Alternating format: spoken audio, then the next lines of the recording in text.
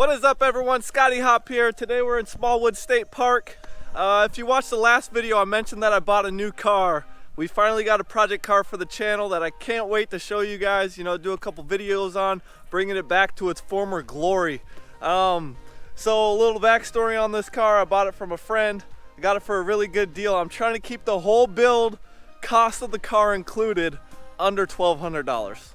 Because, that's the stimulus check, probably should have saved it, but I decided to, stimulate the economy a little bit and buy an American icon.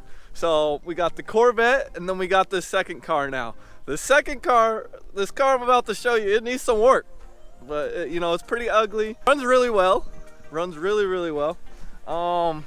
Took a little work to even get it to this park, but I think we could keep it under $1,200. If not, we'll keep it close.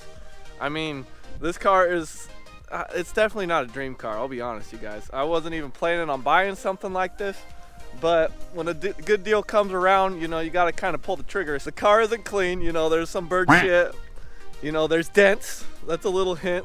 It's gonna need some body work. What other hints could I give you guys? Has pop-up headlights, or headlight I should say. It's got a 5.0 V8. But you know what, you guys, I can't hold off anymore. Here's my 1992 Pontiac Firebird Formula.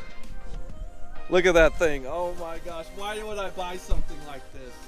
But it's gonna be a lot of fun, you guys. I mean, the paint isn't perfect. You can see it's all faded. The spoiler's removed. Might try to find another one of those, or at least remove these marks as best as I could. But check out even that NASCAR sticker. This thing is as 90s as it can get. Oh my gosh. We got some paint chipping, which I'll go over in a little bit. But overall, the car runs great.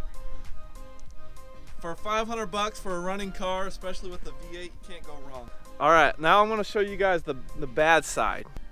It hit something, the bird hit something. It flew in and hit something. I'm sure the other car looks way worse than this car because it's all made out of steel. So we got this messed up front bumper, dented in.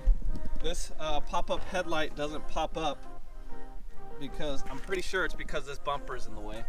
This one does pop up. Look at that, we got bird shit all over the place. I told you all I wasn't gonna clean it.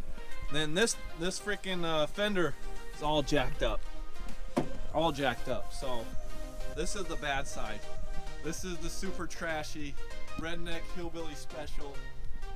Looks like it belongs in North Idaho, which is where I'm from. Why I'm so excited to buy this thing. This thing is already awesome. So we're gonna fix it up. When I bought it, I couldn't even drive it, like I was saying. That wheel, the previous owner hit a curb, popped the tire off the bead, didn't know how to get the locking lug nut off.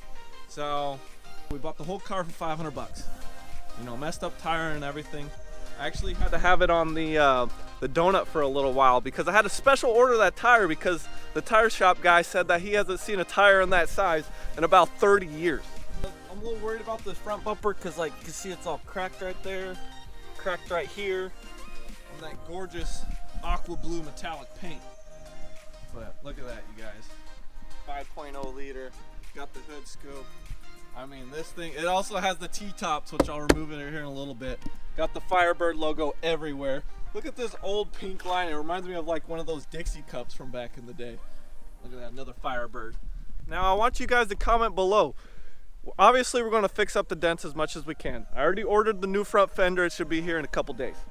We're gonna try to pop out the front bumper and get this back to its original shape as best as we could. But this paint is pretty bad. I mean, obviously we'll have to repaint the new front bumper, front fender that's coming in.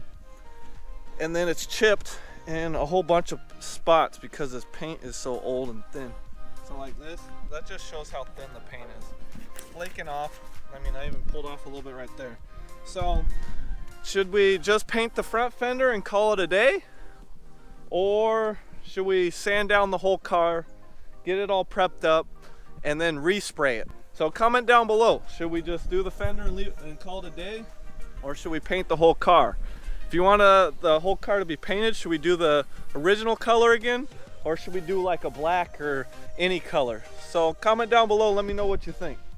I mean, this is a little bit interesting for the channel instead of like the Corvette or going on drives or events. So hoping to build this thing up and be ready within a month. But here's the inside of the car.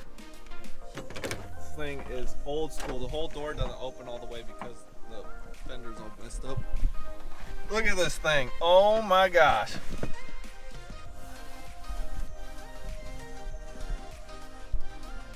This thing is a straight throwback. 104,000 miles on this. It's got the 4-speed automatic, ugly seats. It needs a new headliner pretty bad. I mean, as you can tell, but runs really well. I'm gonna take it on a little drive towards the end of the video. But I want to show you guys something. This is another reason why I bought the car. But right here in this folder, we have about 30 years worth of paperwork.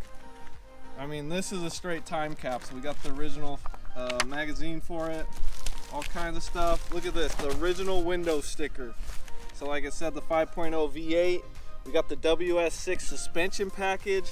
This car was about $19,000 new back in 1992. Every single receipt. There's $10,500 worth of receipts in here.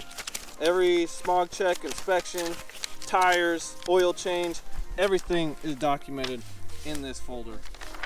But even having the original window sticker, that is crazy. This was printed off in 1992. That's a long time. I'm surprised they were able to keep all this for that long. So we got the whole folder with everything. I mean, I'm hoping this will help with the resale value later on. Now that we went over all that, I say let's go take it on a drive and I'll show you guys how it rides. I mean, it drives pretty freaking well for $500. So let's go take it for a drive. I'm gonna go right around the park a little bit and show you guys what's up and all that good stuff. So let's get back in the car. We're gonna start her up. Look at that, 2 keys. One for the door and trunk and all that, and then one to actually start the car. Let's start this baby up. Oh yeah, easy. Turn that down a little bit. But this thing runs great. I mean, every single service record is in that binder that I showed you guys.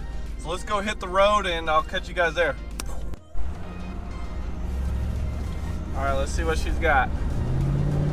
This is so slow. All right, there's 50 miles an hour. That is so slow. I mean, this V8 only puts out about 200 horsepower, but check it out. We got T-tops. We're enjoying the good day with the T-tops off, even with our ugly, nasty headliner. But this car is pretty freaking awesome. For 500 bucks, you can't really complain. I mean, everything in the interior is pretty intact. Straight throwback, even look at that radio. It's got the equalizer, all that good stuff. These gauges. I mean, this is a 1992, so you don't get much, but this thing is pretty freaking cool. So interior-wise, I think we're just gonna be replacing that headliner and then calling it a day in here, so. But that wraps up this video. I just wanted to give a general overview of what the project car is, what we plan on doing, and what you guys plan on doing. Comment down below what you think that we should do to this car. I mean, we're trying to keep it around $1,200, which is pretty crazy for a whole car, even running. So let's see if we